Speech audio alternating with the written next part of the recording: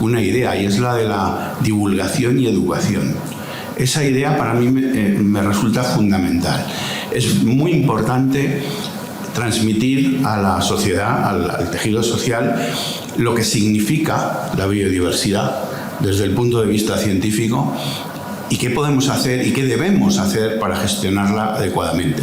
Estamos sumidos en una crisis ambiental pues enorme, ¿no? De proporciones enormes, ¿no? Mucho más probablemente mucho más grande de lo que somos capaces de apreciar. Habría que considerar desde la escala génica, de la escala de los genes, hasta la escala de los paisajes, pasando por los niveles, las escalas celular, tisular, individual, poblacional y específica, comunitaria y ecosistémica. Esto es algo que a veces no se tiene muy en cuenta, pero conviene que no se olvide. Claro, esto nos plantea el primer problema, y es que ¿cuál es de todas estas escalas la más usada y por qué? Pues la más usada es la de especie, claro. ¿Por qué? Porque es la más intuitiva, la que percibimos mejor, todos nosotros. Entonces, ¿cuál es la alternativa? ¿Dónde poner el énfasis para definir o para manejar, gestionar la diversidad? Pues en el proceso de diversificación. El proceso de diversificación que podemos considerarlo a dos escalas. Una escala micro, que se refiere al cambio de frecuencias de los genes, de frecuencias génicas o alérgicas entre las poblaciones. No todas las poblaciones de una especie presentan las mismas frecuencias génicas, algunas incluso tienen variantes alélicas propias. Y también a un nivel, digamos, meso, ¿no? La diversificación de un linaje puede conducir de una especie puede conducir a la aparición de dos linajes que al final se conviertan en dos especies distintas por la aparición de una barrera que las separe, una barrera que puede ser física o no, en fin, hay diferentes tipos de barreras. A los linajes genéticos aislados los hemos reconocido los biólogos de la conservación como unidades evolutivamente significativas. No son especies, pero son unidades evolutivas que hay que tener en cuenta a la hora de la gestión de los recursos naturales. Esto es algo que muy pocas veces se tiene en cuenta a la hora de la verdad. ¿A qué conduce conservar especies o unidades evolutivamente significativas? Nos centremos al nivel que nos centremos.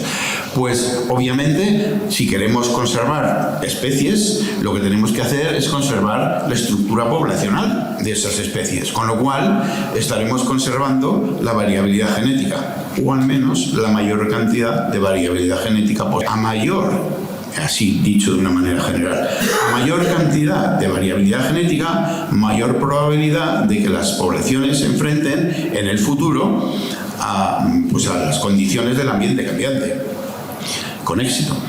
Si conservar especies o unidades evolutivamente significativas significa también conservar el hábitat donde están, porque si no es imposible. Si se extingue una especie clave o un conjunto de especies claves, pues lo que ocurre al final es una simplificación funcional, porque se van extinguiendo en cadena aquellas otras especies que dependían de la presencia de las especies clave, ¿no? ¿Cuáles son las causas próximas reconocidas por los ecólogos que hacen que las poblaciones puedan entrar en declive? Pues la más importante de todas, por orden, sería la modificación del hábitat, destrucción, fragmentación y contaminación de los hábitats. Por otro lado, la sobreexplotación de los recursos naturales. No sé si se ve bien o está muy pequeñito. ¿Se ve bien? Vale. Por otro lado, la introducción de especies foráneas y sobre todo aquellas que se convierten en invasoras y que desplazan a las especies autóctonas. Por otro lado, el cambio climático. Y por último, pues lo que se llaman cadenas de extinción. La extinción de especies clave que conduce a esas cadenas de extinción. Eso hace que determinadas poblaciones pues estén en declive, muchas. En Castilla-La Mancha, muchísimas más de las que podemos hacernos idea. Porque lo que ocurre con las especies grandes de vertebrados, eso lo sabemos muy bien, pero estas representan que un 1% de toda la diversidad. ¿Qué pasa con la inmensísima cantidad de invertebrados que pueblan nuestra comunidad autónoma? Se sabe poquísimo de ellas, ¿no? Muy poco. A todo esto, últimamente se nos ha añadido un problema que no es estrictamente biológico, sino que es social. y es que debido a la ignorancia de estas cuestiones y a la tendencia de los humanos pues a no enfrentarnos directamente a los problemas, porque eso nos causa desasosiego y nos causa incomodidad, pues está surgiendo el problema del negacionismo ambiental, que en realidad es negacionismo científico, negacionismo de las pruebas evidentes que la ciencia pone a disposición de todos, ¿no? En realidad, estas medidas están recogidas, todas ellas, en la famosa Agenda 2030, de la que tanto se habla, y que algunos dicen que es ideológica. Hay que ver hasta dónde llega la ignorancia, dónde llega nuestra ignorancia. La Agenda 2030 no puede catalogarse ideológica, puesto que recoge las conclusiones de la ciencia. Lo que es ideológico es la interpretación que después se puede hacer por determinados grupos de manera más o menos interesada. Eso sí, pero las medidas de la Agenda 2030 están recogidas de lo que la ciencia ha reconocido como medidas que se proponen para combatir la crisis de diversidad actual. Así que el negacionismo ambiental y social es negacionismo científico en el fondo y un impedimento colosal para frenar la pérdida de biodiversidad. La educación mediante la resolución de problemas, vale, muy bien, de acuerdo, los problemas hay que resolverlos, obviamente. Pero ¿cómo resolvemos los problemas si no entendemos el fundamento que hay detrás? Si primero no hemos entendido cuáles son las causas que generan esos problemas. En Castilla-La Mancha, respecto a la biodiversidad, es el desconocimiento muy importante sobre la riqueza natural que poseemos, que es lo que se llama impedimento lineano, el desconocer las especies que nos rodean, pues eso es lo que se denomina desde el punto de vista académico impedimento lineano. Y también, y como consecuencia de esto, el desconocimiento de su ecología y de su distribución geográfica. Respecto a la fragmentación del territorio, pues la urbanización disparatada, que ocurre en muchas ocasiones, las prácticas agropecuarias hiperintensivas, últimamente se han generalizado las que dicen macrogranjas, yo las llamo porcifactorías, porque de granjas no tienen nada, ¿no? O sea, la cría industrial de cerdos, de miles de cerdos, con los problemas ambientales que eso crea, ¿no?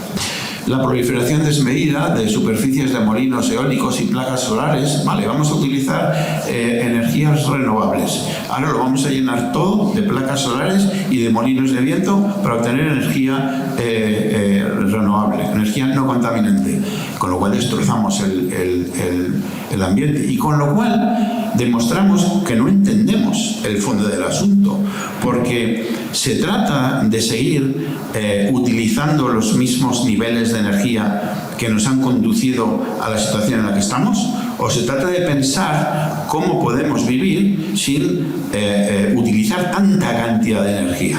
¿Qué pasa con la fragmentación del territorio? Pues que deja reducir las poblaciones cada vez a lugares más aislados unos de otros. Se pierde la conectividad y al final las poblaciones locales entran en declive y pueden acabar extinguiéndose. Las especies invasoras también tienen bastante importancia en Castilla-La Mancha, ¿no?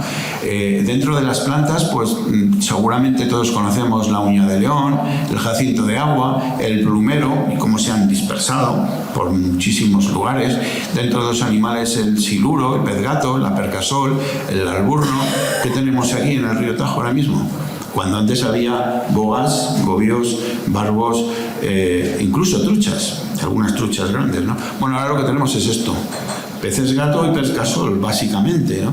Es básicamente lo que existe. Cuando una procede de Norteamérica y la otra de la cuenca del Orinoco. Bueno, el cambio climático, los cambios bruscos de los patrones de temperatura y precipitación, sobre todo eso, bruscos, ¿no?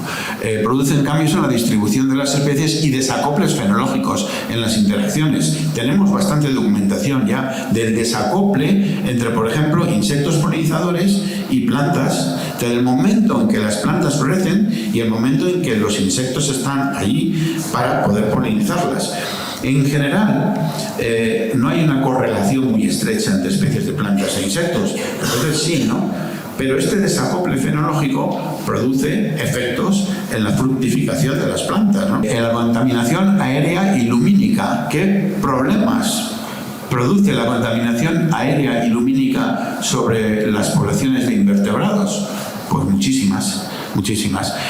Por ejemplo, la contaminación aérea, desajustes en tasas de crecimiento y reproducción, tenemos mucha documentación sobre esto, y la contaminación lumínica, desorientación en especies nocturnas. La falta de educación ambiental, la sensibilización ante la pérdida de biodiversidad es limitada. Fijaros que hoy estamos aquí hablando de biodiversidad y somos bastantes, pero la sala no está repleta.